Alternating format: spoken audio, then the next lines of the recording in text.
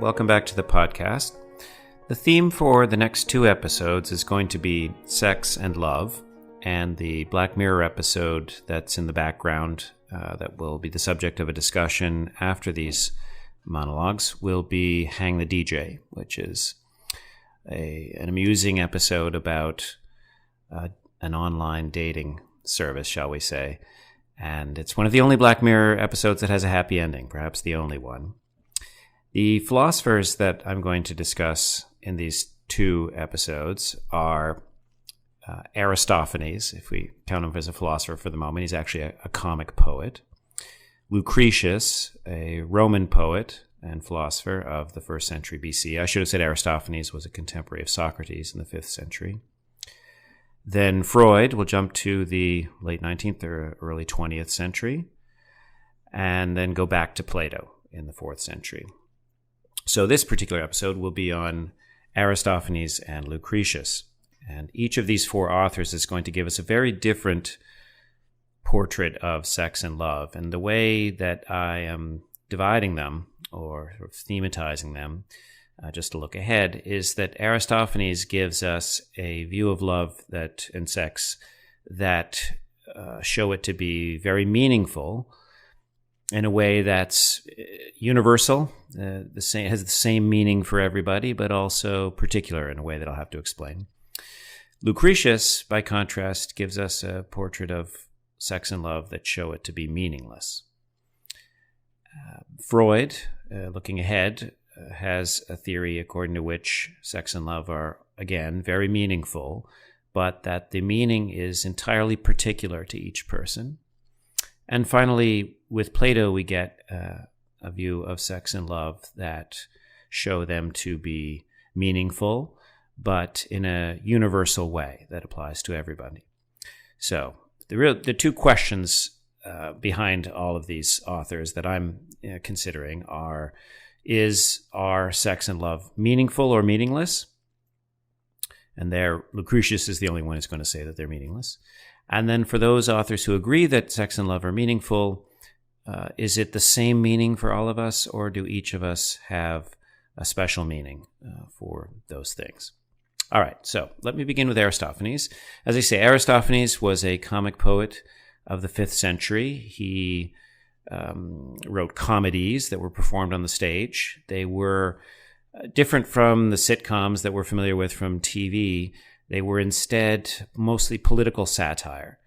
And probably his most famous, at least to philosophers, his most famous comedy is The Clouds, because it satirizes Socrates, the person, but it really makes Socrates as a representative of the Greek Enlightenment, the sophists, the so-called pre-Socratic or naturalistic philosophers.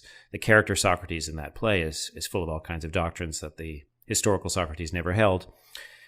And Socrates says in Plato's Apology that it was because of that play, performed in 423, if I'm not mistaken, that he gained the reputation that he got, that he says eventually lands him in court in 399 BC, accused of corrupting the youth, because that's how the character is portrayed in that play. So Aristophanes is no friend to philosophy, but in Plato's Symposium, there are a number of speeches by thinkers about sex and love, and there's a charming one by Aristophanes. So I'm saying this is the view of Aristophanes. I don't think we have any evidence that this was actually Aristophanes' view. It could have been, but it's written by Plato, and I'm calling it Aristophanes' view to distinguish it from the view that I'll also attribute to Plato, but think is actually Plato's view at the end of the next episode. So what I'm going to do is read this speech of Aristophanes that occurs in Plato's Symposium. It's a bit of a long reading, but it's such a charming story, and the any summary that I give won't capture the comedy that Plato's written into it. And I think it will be evident how the themes of this story, how the idea of this story survives in our cliches of love and sex as well, certainly in Hollywood movies. All right, so here is how Aristophanes begins. First, you must learn what human nature was in the beginning, and what has happened to it since, because long ago our nature was not what it is now, but very different. There were 3 kinds of human beings. That's my first point, not 2 as there are now, male and female. In addition to these, there was a third, a combination of those 2. Its name survives, though the kind itself has vanished. Just to simplify for the moment, there are 3 types of humans, he's saying, in this early age, and one is male, one is female, and one is a combination of the 2. And we might say a hermaphrodite, but it'll be clear that's not quite the same thing in a minute.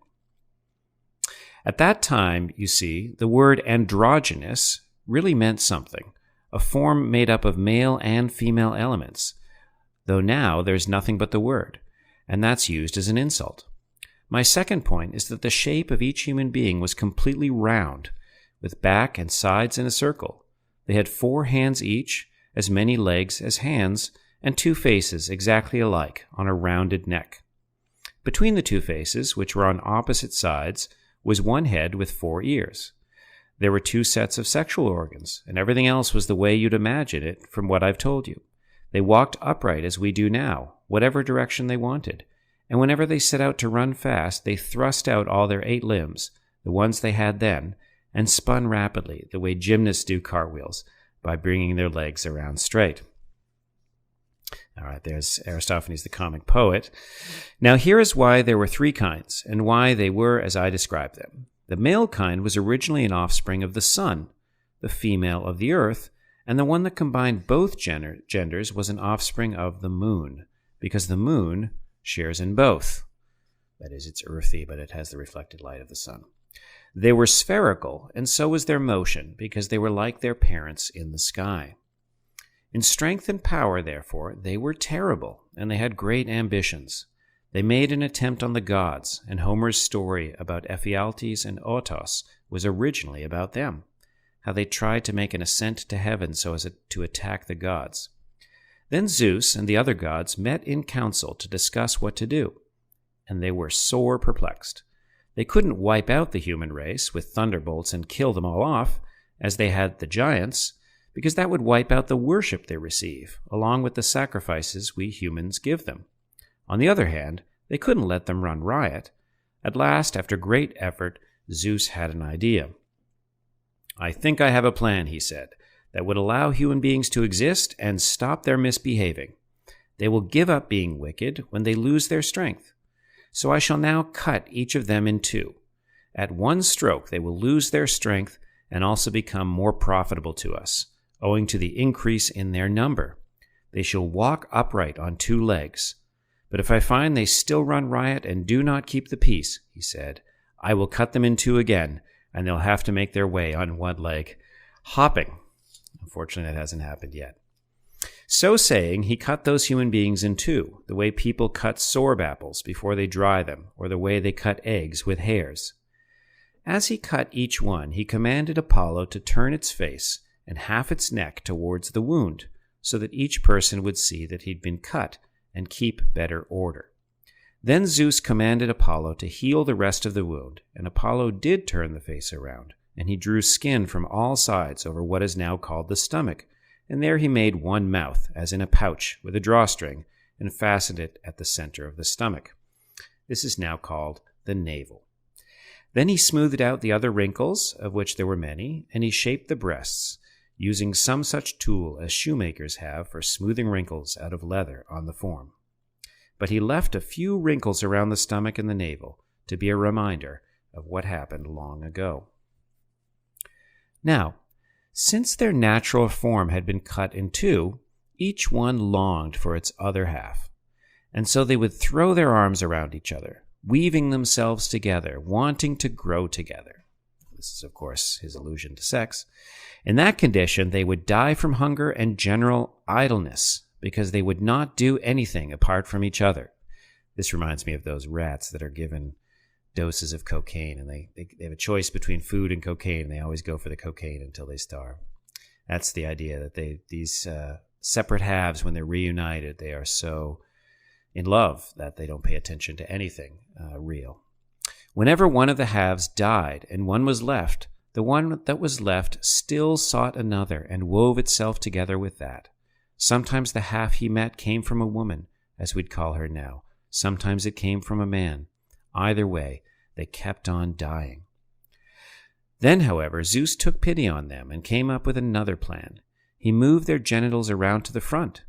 Before then, you see, they used to have their genitals outside, like their faces, and they cast seed and made children not in one another, but in the ground, like cicadas. So Zeus brought about this relocation of genitals, and in doing so, he invented interior reproduction by the man in the woman. The purpose of this was so that when a man embraced a woman, he would cast his seed and they would have children.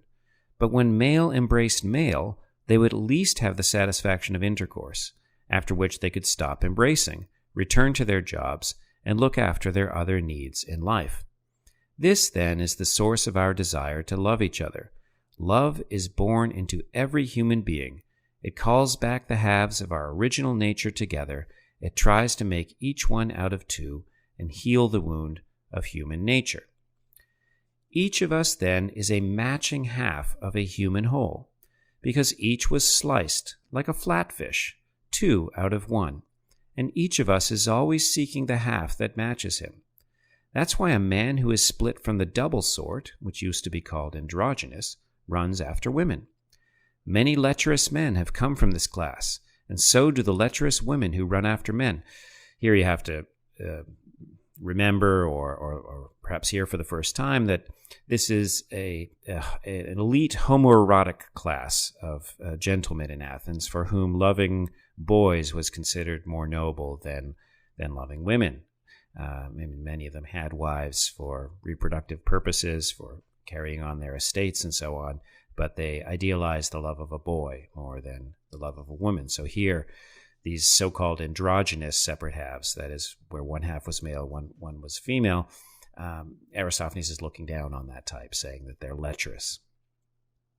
Women who are split from a woman, however, pay no attention at all to men. They are oriented more towards women, and lesbians come from this class.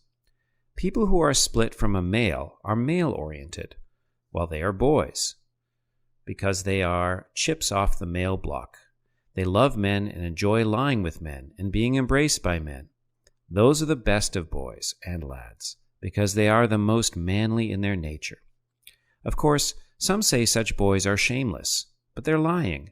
It's not because they have no shame that such boys do this, you see, but because they are bold and brave and masculine, and they tend to cherish what is like themselves. Do you want me to prove it? Look, these are the only kind of boys who grow up to be politicians. When they're grown men, they are lovers of young men, and they naturally pay no attention to marriage or to making babies, except insofar as they are required by local custom. They, however, are quite satisfied to live their lives with one another, unmarried. In every way, then, this sort of man grows up as a lover of young men and a lover of love, always rejoicing in his own kind. Just a few thoughts looking ahead. Freud will eventually say that gay men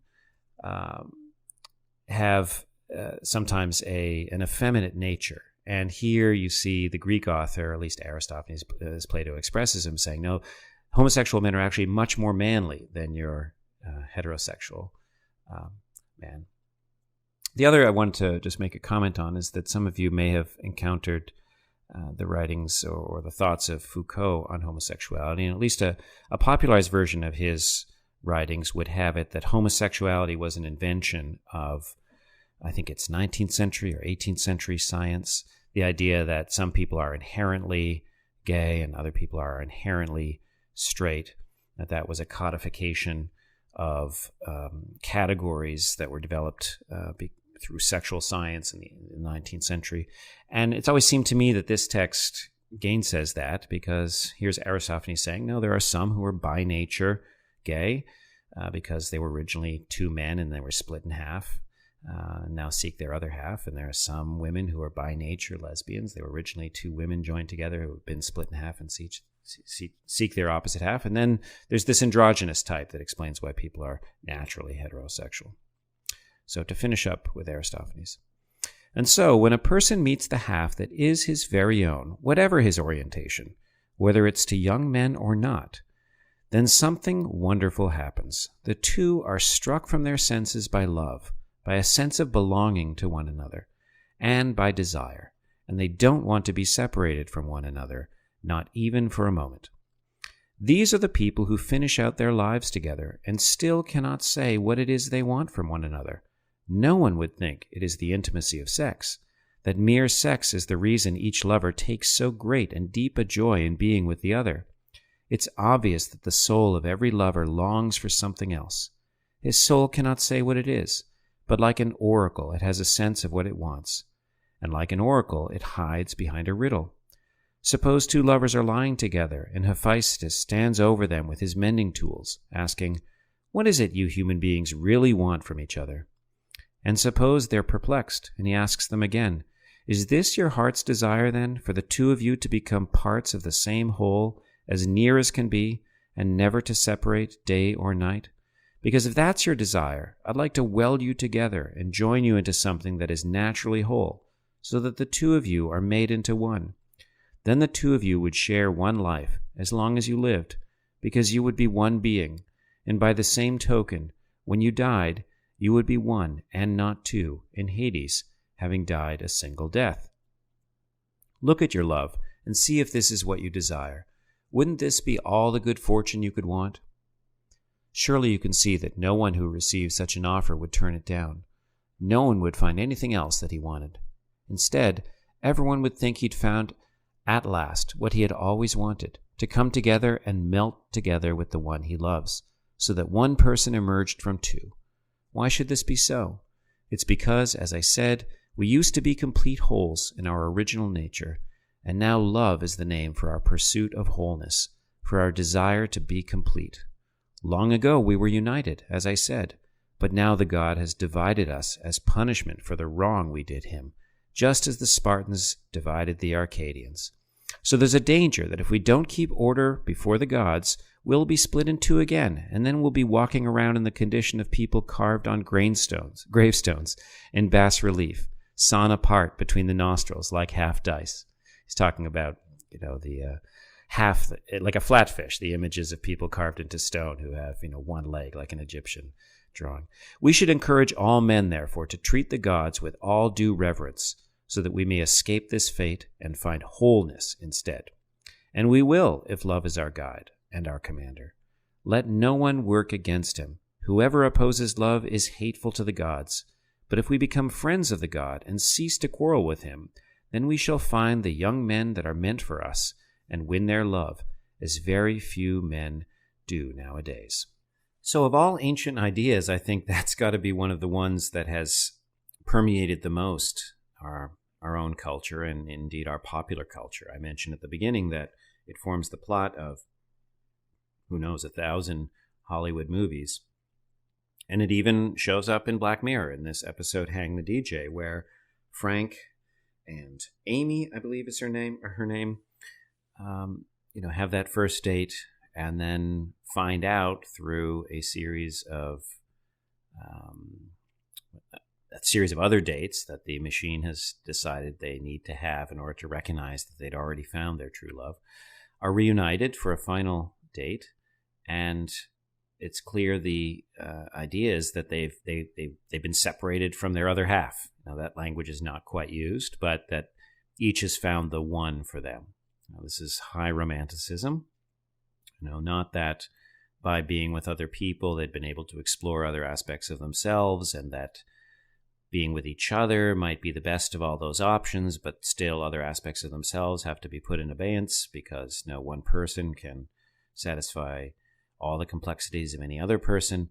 The idea of this episode is, it seems to me, that they complete each other, that they are each the one for each other. And if you've seen the episode, you know that that feeling is so strong in them that they're willing to escape this only world that they know, and that escape is the successful test that the real world Frank and Amy are compatible, not just that the simulated Frank and Amy escape together, or try to escape that virtual world, but that of 1,000 tests that the computer runs, 998 of the Frank and Amy couples subjected to that test passed, in the sense that they tried to rebel and escape. And so that's another romantic myth, that the lovers are so destined for one another that it shatters all social expectations, makes society's rules irrelevant, and that the lovers have to escape society in order to live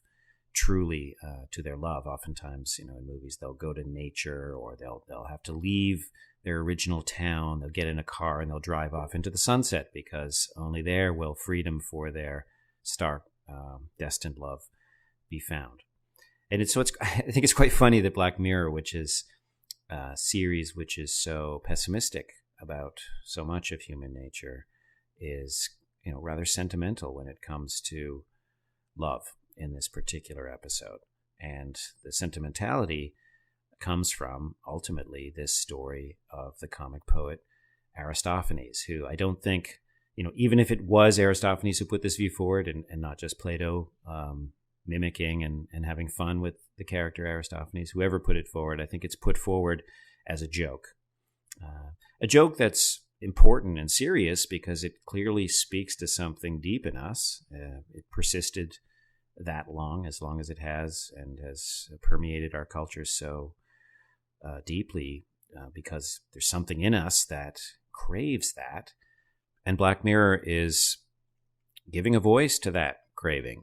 And I suppose, now that I think about it, the salvific promise of love appears in other episodes. So in 15 Million Merits, it's the love of Bing for the girl who sings the beautiful song that is the only real thing he's ever felt or experienced, and is standing out in that episode as the only real thing in that world, is the love that they have for each other, or at least that he has for her.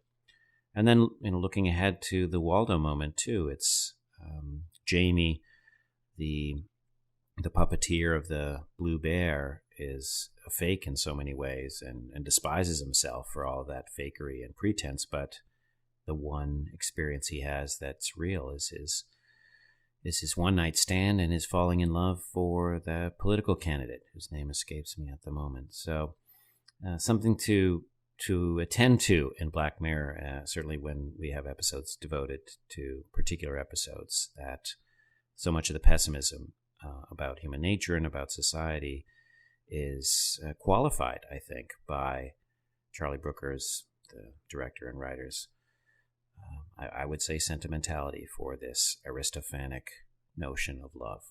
So perhaps sentimentality is a harsh word. I suppose I'm anticipating the perspective of the next philosopher that I want to discuss, and that's, as I mentioned at the beginning, Lucretius, a poet, an epic poet of the 1st century BC. He is an Epicurean philosopher, and that is to say, he's a follower of the philosophy of Epicurus. Epicurus lived and taught in Athens in the late 4th century BC, after the death of Aristotle, when the Stoic school began, as did this school of Epicurus, and then perhaps also the study or the view of skepticism. So after Aristotle's death, 3 Greek philosophical schools were prominent, at least for which we have enough surviving evidence to really reconstruct them, and that is the Stoics, the Epicureans, and the skeptics.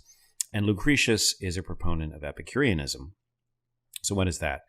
Well, the fundamental worldview of Epicurus, and thus of Lucretius, is that the universe is an indifferent, empty, largely cold, heartless place in which there are atoms, which in Greek simply means the uncuttables. So or the alpha, is called a privative in Greek, and that the equivalent we have in English is un or non or in. So we would say uncuttable. And after the A is the tom, from which we get the names for all kinds of surgeries, like hysterectomy or lobotomy, which are the cutting out of a lobe of the frontal lobe of the brain, or the hysteron, the uterus. So what is an atom? It's just simply an uncuttable thing. It's so small and it's so hard that there is nothing smaller or harder to cut it into. And that is what is the basic constituent of the world that we experience. It's the empty void.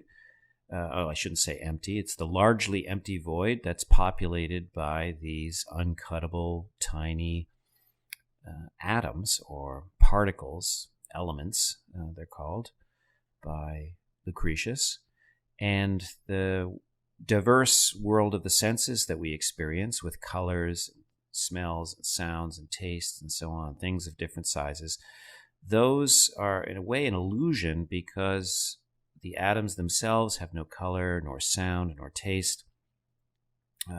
Rather, the macro things that we experience, the water bottle, the microphone, the chandelier, and so on, those are just collections, aggregates of these colorless, soundless, tasteless particles that form what we would call nowadays molecules, what are called, in the English translation anyway, compounds. And they're put together in a variety of ways so that when they emit what are called effluences, thin barks is the metaphor that Lucretius uses, barks or layers of tiny atoms, when they emit those, as everything made of atoms does constantly, and those barks strike our senses, in this case, say our eyes, when the water bottle's shooting off layers of atoms that then strike my eyeball and its atoms, that just triggers a reaction in the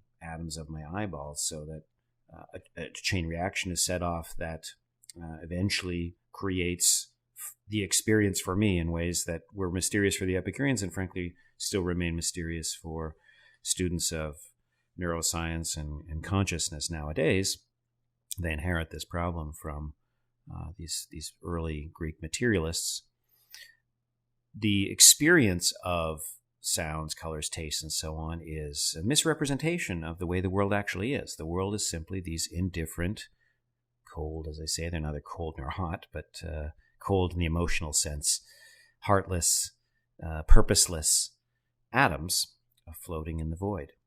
So that's the worldview that Lucretius shares with Epicurus, and with that in the background, it's easier to understand why he has the view, I say the unsentimental or even cold and indifferent view that he has of sex and love. His treatment of those topics happens in Book 4 of his De Rerum Natura, on the nature of things, which is a book devoted to his theory of perception. And I've already given you a sketch of his theory of perception, that everything is emitting these barks, and these barks strike our senses and stimulate reactions in us, so that perceptions are really just things that happen in us that perhaps represent things the way they are, not exactly the way they are, but are causally brought about by things that are supposed to be out there, namely the atoms in the void. And the reason that the sex theory and love theory, if you will, occurs in this book is that the problem with sex, and especially love, is that it is the product of these images. So first I won't say first, but the first intimation you have that he's going to start describing sex and love is that he has a theory of dreaming, where our dreams are meaningless products of bodily disturbances, effluences, or barks that happen to be floating around in the atmosphere while we're sleeping, collisions of these effluences that create strange dream objects. So if you dream of a unicorn, that could be because an effluence of a horse that drifted in from the fields, not the horse, but the effluence drifted in from the fields, came in through your window and struck your body in such a way that it created in your brain the image of a horse, but at the same time an effluence from a horn, from some other animal, also hit your body at the same time. They got mixed together so that you dreamt about a unicorn. And people make the mistake, Lucretius thinks, of believing that because you dream of a unicorn, there's some deep meaning that needs to be scrutinized for dreaming of a unicorn. Even in antiquity, there were dream books that assigned symbols to each major theme of dreams. Lucretius is criticizing that inherently, because what are dream images but just random collisions of these effluences with each other and also with bodily processes. And one of those bodily processes that he's concerned with is the excess semen that builds up in, especially he says, adolescent boys' testicles, and that puts pressure on the whole body such that there is a dream for that boy of sexual intercourse or sexual activity of some sort, so that the excess semen can be dispelled in a wet dream. Now, a couple of things are going on here relevant to our discussions. One is that the dream theory is mostly somatic. It's not. It's got a somatic meaning. So the fact that the boy has a sex dream is more about the excess semen in his testicles rather than about some deep-seated wish that he has, let's say in Freud's case, for his mother or whatever the cliche analysis would be. And so more generally, whereas Freud found meaning in dreams, in fact, in the analysis of dreams, Freud says, is the royal road to the unconscious. By contrast with Lucretius, the dreams are meaningless. And that forecasts their difference about sex and love as well. So for Lucretius, the sexual appetite is just a product of these somatic processes like the excess of semen, and the way it gets expressed is not some deep clue about your sexual history and your life and what it is that you really want, and so on, things that we'll talk about in the next episode when I talk about Freud's sexual theory. But instead, he's quite cynical, I should say, of Lucretius is of sex, and then more so of love. So he calls sexual desire the wound of Venus. And he, as a poet, elaborates the metaphor in a way that sort of shows where he's going.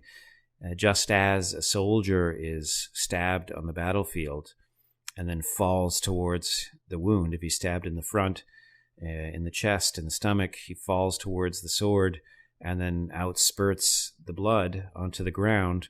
So too, Lucretius says, is the boy or the man struck by the wound of Venus, which is playing on Cupid's arrows, which aren't the cute Hallmark Cupid of our day on Valentine's Day and Hallmark cards and so on, but it's rather the sinister Cupid.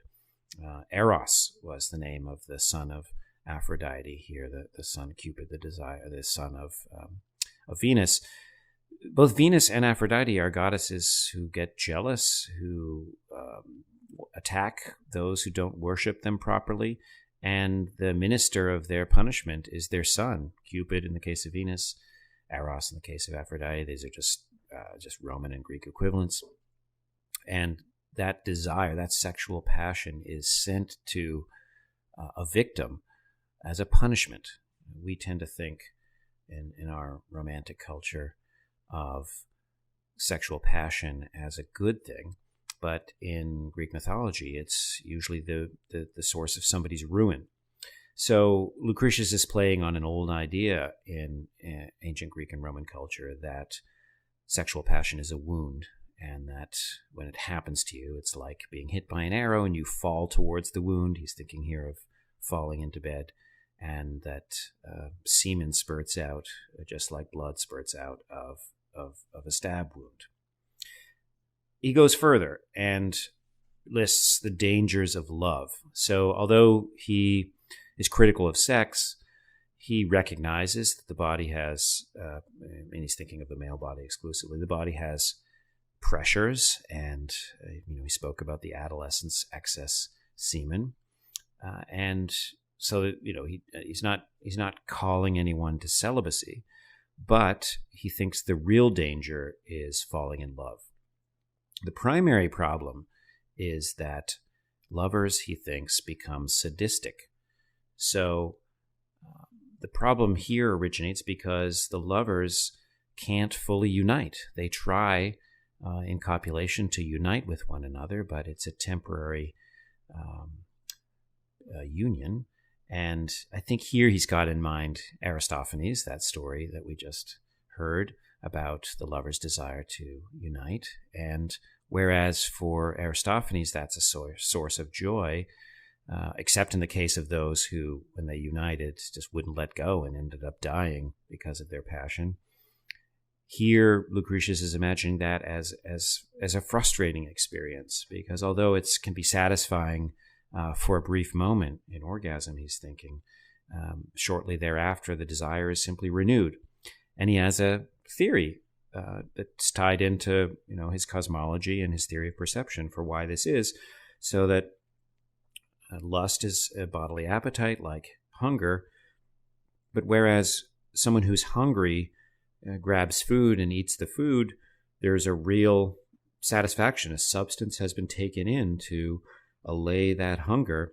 When the lovers unite, nothing is taken in. He's thinking again of the male perspective, where semen is ejaculated, but the male doesn't get anything in his view from the bodily speaking. No substance is ingested in order to satisfy his hunger. All he takes away are images of his sexual activity, which simply feed his appetite more, so that so-called satisfaction simply creates more desire in the lover.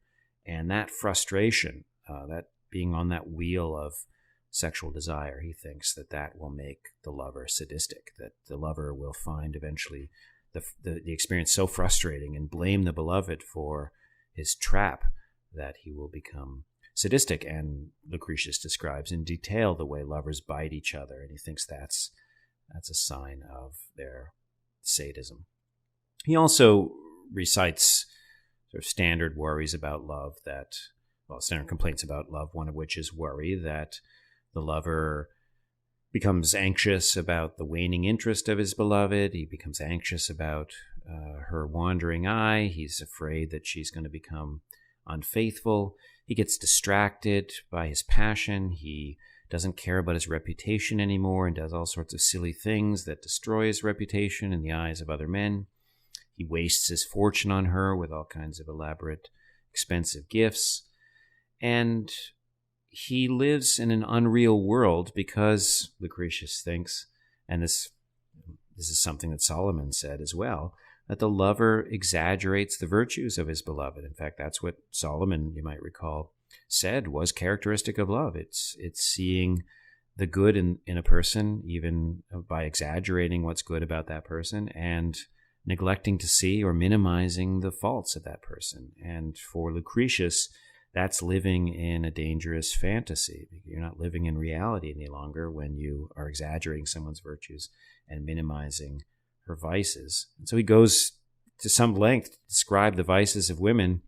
In one passage, it's rather comical about how even pretty women smell bad if you catch them at the right time. And in fact, he has this little mysterious passage about the chambermaids of a beautiful woman and how they give her a wide berth at certain times of the day. And it's not clear whether they're talking about the fact that she's just gone to the toilet or whether she has some kind of menstrual problem. At any rate, he's trying to dissuade lovers of love.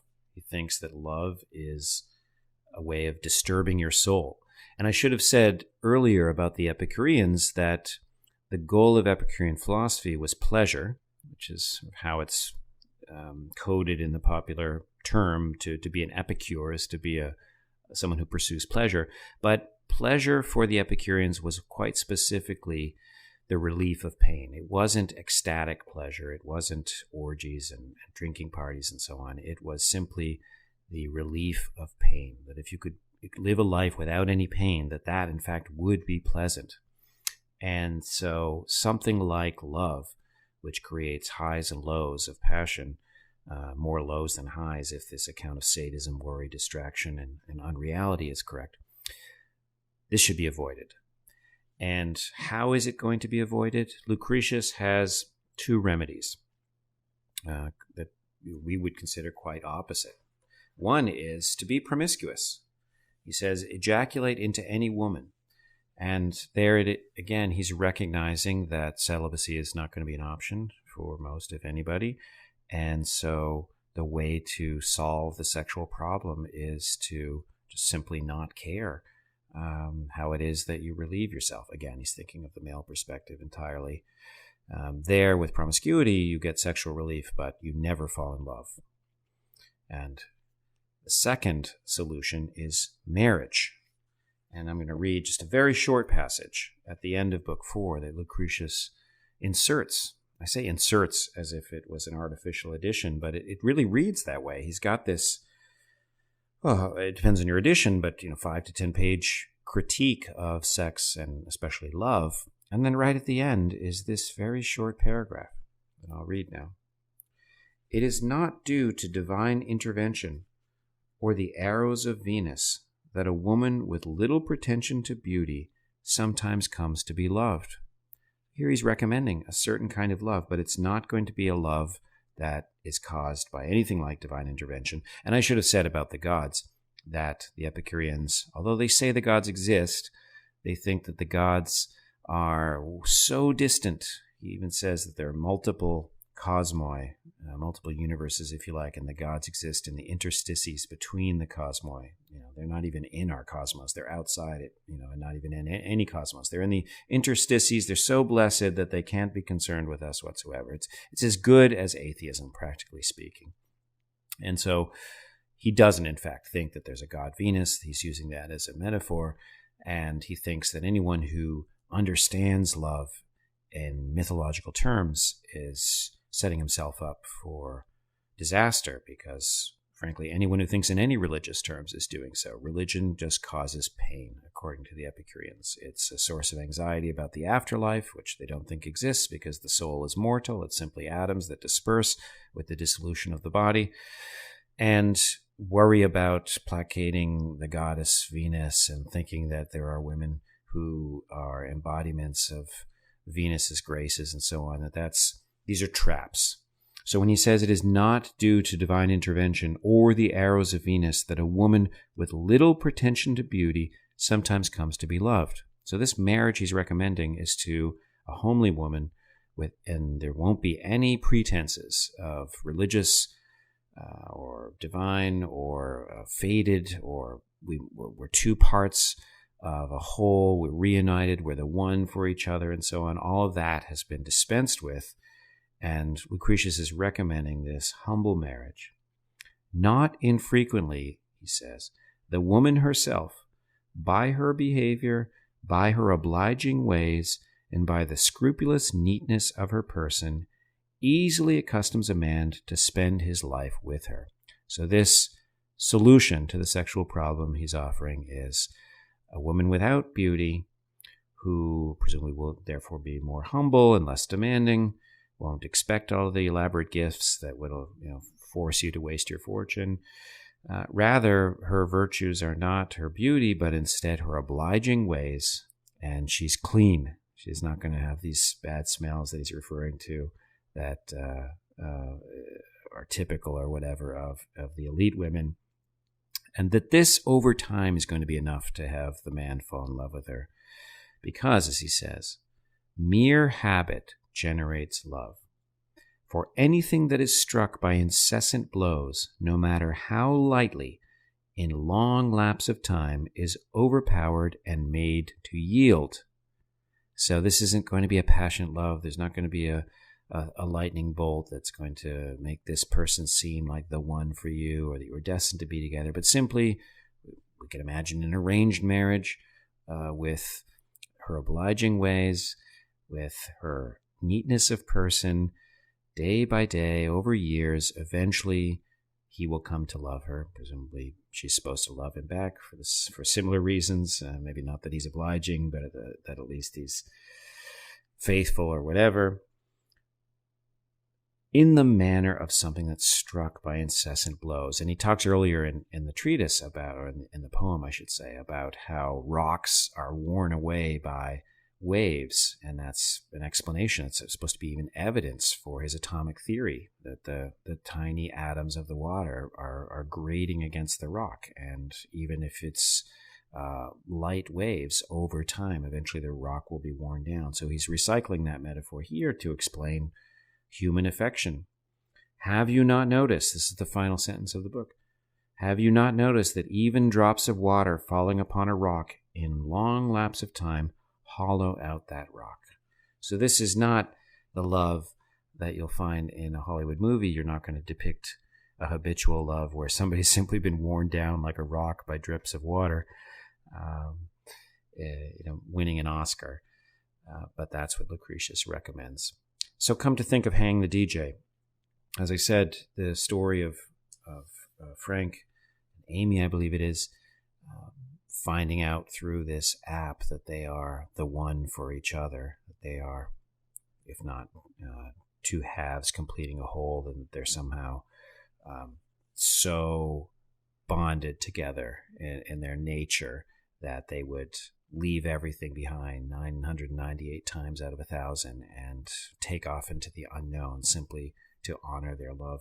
That, Lucretius thinks, is a terrible mistake. That will cause the sadism I mentioned earlier. That will cause distraction, destruction of reputation. They're willing to leave their entire society behind, waste everything, leave all of their property, and so on. So whereas Lucretius would see that as a miserable ending, it's pitched, and I think unironically, in Black Mirror as a happy ending. By contrast, in the film, when Amy has to go through a series of 36-hour affairs, she, as a character, is worn down as if by drops of water on a rock, and that being worn down is supposed to show how she will finally realize that she should be back with Frank, that was true love.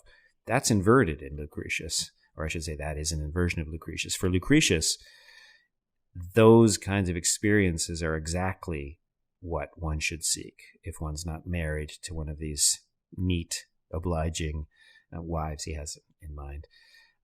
The solution to the sexual problem is promiscuity of the sort that it seems to me Charlie Brooker is criticizing in this episode.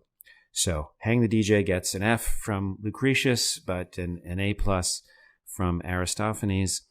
And in the next episode, as I say, we'll talk about Freud and then Plato, both of whom disagree with Lucretius by thinking that sex is meaningful, not meaningless, that it's not a problem that simply has to be managed, but rather a mystery that has to be probed if one wants to achieve self-knowledge.